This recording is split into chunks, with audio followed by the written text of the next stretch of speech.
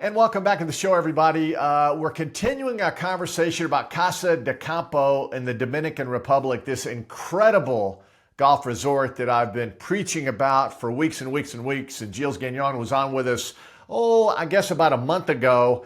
And now Gilles is back because we pried him off the golf course. Gilles, I guess my question is, when's your tee time today? Because I know you play it virtually every day, right? Oh, yes. 1 o'clock. 1 o'clock. A little men's day today at Ladomana Country Club. So 1 o'clock, we teeing it up. We all put 500 pesos, which is $10. We do a little, point system quota, and we go at it. So it's a lot of fun. Yeah, it is. So many things I want to ask you about. First off, the Players' Championship last week. Of course, the great Pete Dye designed Teeth of the Dog and all the great golf courses at Casa de Campo. We're going to talk about the restoration, but did you watch the Players' Championship? Because that, of course, is Pete's baby as well. TPC Sawgrass. Rory was incredible. Won on Monday. Did you catch any of that on TV down in the Dominican Republic? I would not miss. I tell you what, the first event they had there, I sat with Pete Dye at Costa Verde 4 at the time, and we ended up getting some satellite or something we watched, and he was so worried and so nervous. He said, if the wind blows, these boys are not going to finish. I mean, they softened things up over the years, but no, it's just a wonderful event. And, the 17th hole, that par 3 there, what an iconic, one of probably the most famous par 3 in the world. And it's amazing. I've been there with Pete, and he said one day we get there and he hits it, he hits on the green. He says, I don't know what the problem is with this. It's 135 yards, And Alice said, well, here you got me, Jill, and a couple frogs watching you. And he said, these guys are playing in front of millions of people for millions of dollars. It's a little different. So, yeah, it was fun to see. And it's fun to see Rory played so well. And, he's taken a pretty good beating over the years. And he's, it was great to see the whole event. Every player, Thomas shooting an amazing, record there, tying the course record. So, yeah, I watch every minute of it. Yeah, it was a lot of fun. Of course, JJ Spawn, speaking of 17, on that Monday morning, he said, I kept hitting 8-iron on the practice range because I knew that was the distance to the green with the wind. And then he got a little pumped up there, Gilles, and went over the green into the water, which pretty much was the tournament for Rory. So it is amazing, isn't it? Just a short little par 3, but a lot of variables. And that's kind of the genius of Pete Dye. Well, I think, when I played with him, I knocked a few in the water myself. But the deal is that the front, when the wind blows, the front has a different, the wind, I think in the front it goes one way and the back goes different because it bounces off, whatever the stand there. And even eventually in the old days, just the way he had these mounds put on the side. So you got it to the front, and then the wind is kind of blowing, and then it picked up or a different direction. And these guys have really a hard time to figure out that wind. And obviously that's what happened to him, and being pumped up also. It was a wonderful swing. And Rory wasn't that far off from going in either. He was only about 10, 12 feet from, hitting in the water also. Well, it's an amazing place, and I know Mr. Dye looks down and smiles, especially the way it looks now, because it is magnificent. And it's similar to what's going on down at Casa de Campo. And again, for our listeners and viewers, we've been talking about it. Teeth of the Dog is undergoing a restoration over the next few months, just kind of fixing things up, the railroad ties, the pot bunkers, redoing some of the greens, etc. But you can still go down and play Die 4, the Links, La Romana Country Club. Gilles, there's still a lot of good golf down there, right? Well, I'm going to tell you, if Teeth of the Dog wasn't here, let's say we didn't have Teeth of the Dog, it would still be an amazing destination. I mean, Die 4 is spectacular. You're playing 300 feet, above the Chavon River, and you see the Altos de Chavon, the artisan village. And Links, it's so underrated, it's ridiculous. I mean, that is probably the hardest golf course to score on. You got the Pete Dye greens that are all facing a different way. You're coming sideways. If you don't hit the right club, you roll down. Below you got a little pitch up, and it's very narrow. And so it's really, really a good golf course. But when you have Teeth of the Dog and Die 4, that's kind of like you're in between. But after people go out and play the Links, they always say, man, this is a lot better golf course than I thought it was. So, yeah. And then La Romana Country Club, our private club, obviously, that's That's how where I play pretty much every day. The members there, and it's another Pete Dye golf course, and we were just talking about it the other day. The par threes, I don't think there's an architect in the world that's designed better par threes. His par fives are good, but you know what I mean?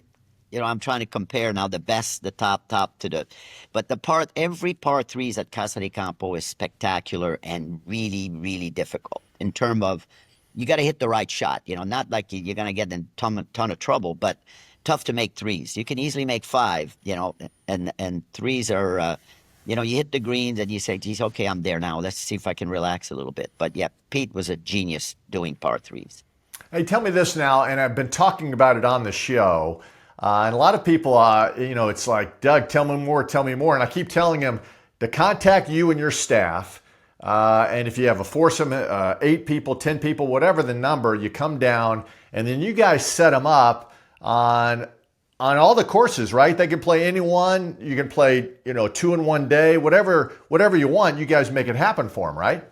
Yeah, basically, we do have packages that are online and things that you can buy through, whatever Expedia, or through our own website. But yeah, if you get in touch with us, we customize everything because, some people say, well, I want to play 2 teeth dog, 1 die 4, or maybe, I want to play twice a day. And so we customize that, so we basically ask the question and then they let us know what they want. And then we go ahead and put it together. Some people say, well, I just want breakfast. I'm not worried about dinner or lunch or something, or I'm not worried about drinks and stuff. We packages that way. So when they come here, they know exactly what they're getting. And this way we also assign a coordinator, basically, or concierge that go after. I mean, I don't care if it's 4, 8, 12. I have 4 ladies that basically are in our office that just for golf, my golf group, for example, and a couple other people, but they follow these people from A to Z. By the time they land, by the time they leave. Gosh, it sounds wonderful. Can't wait to get down there. Now, I wanted to ask you this because Jerry Pate's Design Company, and for those of our viewers and listeners in the state of Alabama, Jerry Pate, the 1976 United States Open champion and the 1982 Players Champion, the first time it was ever played at Pete's course, and he grabbed Pete and threw him in the water along with Commissioner Dean Beeman, that infamous victory. His company is doing the restoration for Teeth of the Dog. Gilles, that's so apropos because I know Jerry and Mr. Dye were close, obviously, for a lot of reasons, and his company is great. So I think, and obviously Jerry has connections with Casa de Campo, but this is a win-win for everybody, isn't it? Well, is it roll tide or high tide? It's roll tide, Gilles, roll tide. But yeah, Jerry, I spent a little time a couple of weeks ago. We played in a charity event here at Casa de Campo. He can still play.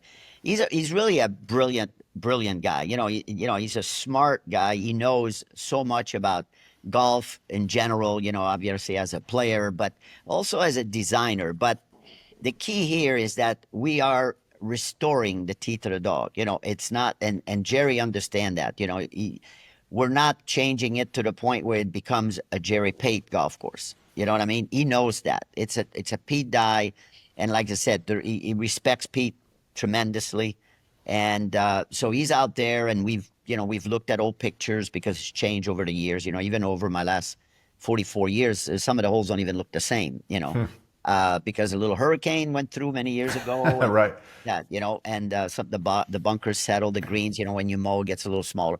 So they've looked at that and improving in terms of we're going to put cart paths, all the way around, which, sometimes the few times we have rainy days, obviously it's a little better. And also probably at the beginning, when we reopen, to make sure that, give the grass a chance to mature a little bit. But, I've been out there, and all the greens have been, they put these drones where they measure how the contours. Mm-hmm.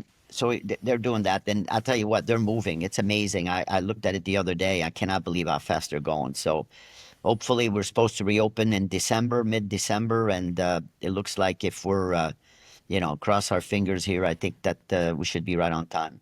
And let me emphasize again, you have Die 4, which Gilles has talked about, the Links, and La Romana Country Club. Those are your other 3 choices as Teeth of the Dog still is undergoing this restoration. Hey, tell me about the great Miguel Angel Jimenez, who, better known as the Mechanic, won last week again on PGA Tour Champions. Gilles, I didn't realize it. We were chatting. He's got a place down there. That's kind of like his home away from home. It is. And, he loves it here. And, when you watch him on television, you see him play and all this stuff. And, the first time I saw that, I wasn't, I was all right. And then I met him here. And actually during a pandemic, we were closed here, totally shut down. And there was a golf course about 10 minutes away, which is a PB Dye golf course.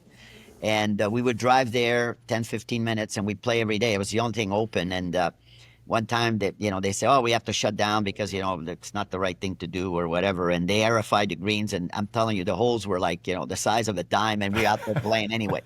But he's just a great guy. He plays with all kinds of different people here. People love him. He's got the cigar. He plays golf every single day and practice, in the afternoon. Or so he'll play in the morning, he'll go home and he loves to cook, and then he'll come back and practice. And I was out there hitting some balls one day and he goes, I said, what are you doing out here? He says, well, if an old man like you can be out there hitting balls, why can't I, But he can still, I'll tell you, he can still play. And like I said, everybody here loves him. He's an honorary member at La Romana Country Club. And, he plays there, like I said, every day. But if the teeth is not so busy type of thing, he'll play teeth and he'll play die four. And he's just a great addition. And every time, he'll say something. I texted him right after he won, and boom, within 10, 15 minutes. We also have Rafa Campo, by the way. That's also the Puerto Rican player that won in Bermuda. His parents have a home here, and he comes here every once in a while.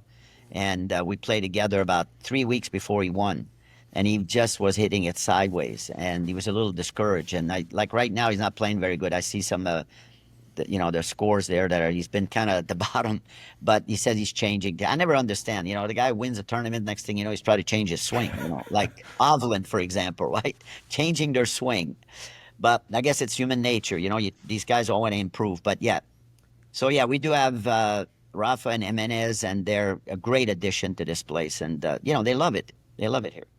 Yeah, Rafa actually made the cut last week, which was good for him because he'd been on kind of a run of not making cuts. And I was with him, Gilles, at Bermuda when he won last year, which was one of the most amazing stories in my 20 years on the PGA Tour. I mean, here's a guy who has a baby on Tuesday. He's allowed to skip the Pro-Am on Wednesday, and the tour says fly in on the only flight possible to Bermuda on Thursday, so he makes it. They give him a late tee time, plays good Thursday, great on Friday, really good on Saturday, and he goes to a local church in Bermuda, and he said he prayed. And after he won, he tells me, Doug, first time in my life, everything I prayed for got answered.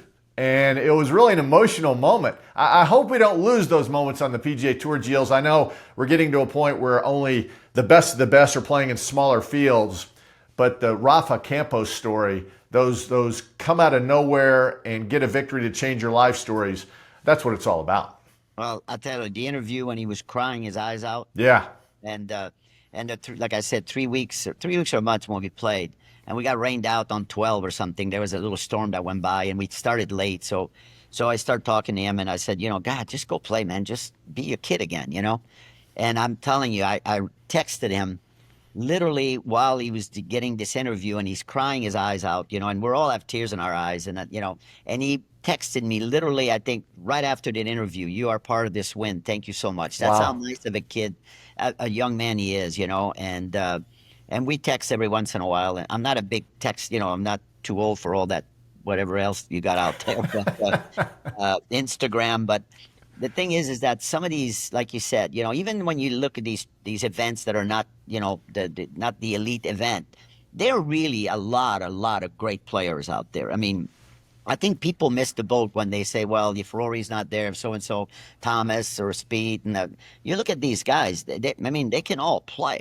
I mean, they're a great player. And a lot of time it's a little bit between the ears and getting nervous and worried about staying on tour. But I think that, we miss that people kind of maybe not watching those events as much. And I think I think it's sad because it's still wonderful golf and exciting.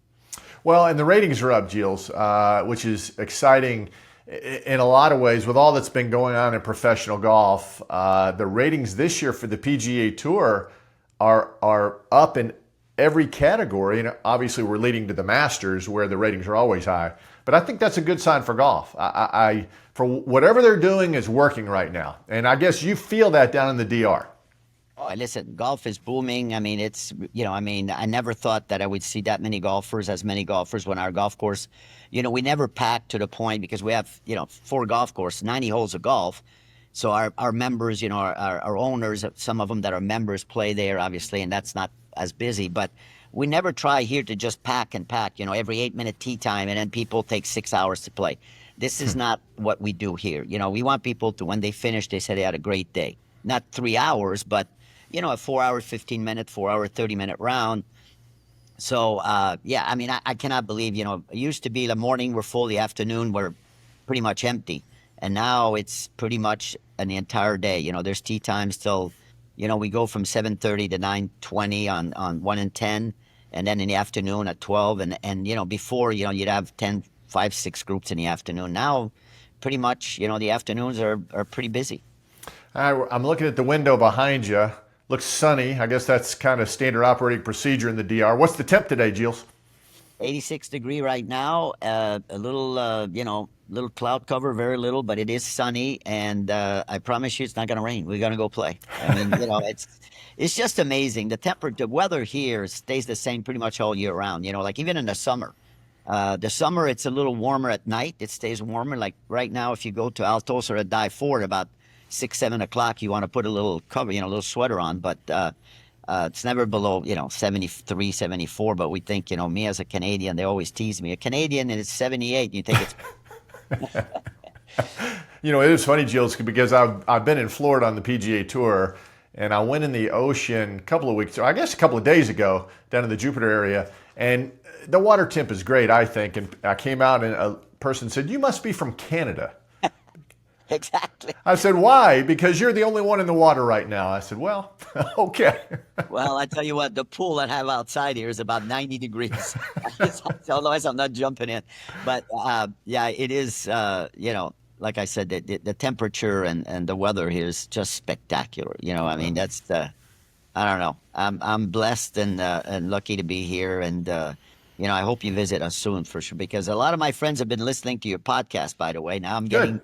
Because they were listening before, but now they say, "Oh, Jill, you were on." "Oh, yeah." I said, "Yeah." And as a matter of fact, I said I got a little call this morning, so it's great, and appreciate your support for us. We really really enjoy it. Yeah, Gilles, I'll be down in the summer around my birthday and other people's birthday, and then of course I hope to be back in December because I want to be there when you cut the ribbon on the restoration of Teeth of the Dog. I can't wait. Yeah, we're planning. Jason Kachek, who's the VP of marketing, has done just an amazing job here. I mean, really, he's been here 8 years, and I've enjoyed every year that I worked with him. And I told him, I said, "You're not getting rid of me until it's you put me next to Pete Dye." But it's I think you'll enjoy it, and I'm going to make sure I'm here and keep my game in great shape for. To see if we can get a couple pesos, and then you could bring it back up on the podcast that happened out there. But a lot of my friends tell me that they really enjoy your radio show and your podcast, so that it's great to hear. Gilles, we appreciate it. We'll get Jason back on the show. I think he's still upset Wisconsin lost in the NCAA tournament. He's a big Badger, so I get it. Big cheesehead. He's a big cheesehead. He is big, by the way. He's been working out, and I wish he'd play a little golf, but I don't think, he's too busy. He works all the time, and he just works out for 30 minutes or something. But great guy, and so hopefully we're all going to be here and celebrate your birthday. Look forward to it. Gilles, cheers, my friend. We'll talk to you soon. Thank you very much. Appreciate your time always. Thanks.